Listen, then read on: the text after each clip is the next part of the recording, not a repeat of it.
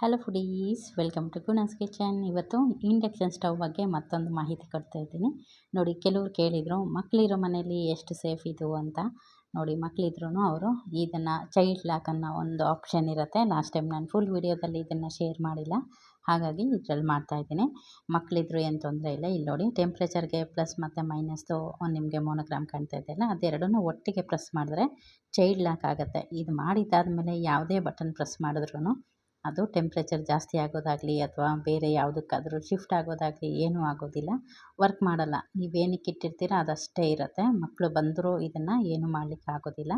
ಹಾಗೆಯೇ ಇದನ್ನು ಆಫ್ ಮಾಡ್ಬೋದು ಅಷ್ಟೇ. ಅವರು ಮ್ಯಾಕ್ಸಿಮಮ್ ಅಂದರೆ ಆಫ್ ಮಾಡ್ಬೋದು ಅಷ್ಟೇ, ಬೇರೆ ಯಾವುದೂ ಬಟನ್ಸು ವರ್ಕ್ ಆಗೋದಿಲ್ಲ. ಇದನ್ನು ತೆಗಿಯೋದು ಹೇಗೆ ಅಂದರೆ ಮತ್ತೆ ಎಗೈನ್ ನೋಡಿ, ಆಫ್ ಮಾತ್ರ ಆಗುತ್ತೆ. ಈ ಚೈಲ್ಡ್ ಲಾಕ್ನ ಮತ್ತೆ ಆ ಪ್ಲಸ್ ಮತ್ತು ಮೈನಸ್ ಏನು ಟೆಂಪ್ರೇಚರ್ಗೆ ನಾವು ಜಾಸ್ತಿ ಕಮ್ಮಿ ಮಾಡ್ಕೊಳ್ತೀವಿ ಅದರ ಮೇಲೆ ಎರಡು ಬೆರಳಿಂದ ಪ್ರೆಸ್ ಮಾಡಿದ್ರೆ ಅದು ಅನ್ಲಾಕ್ ಆಗುತ್ತೆ.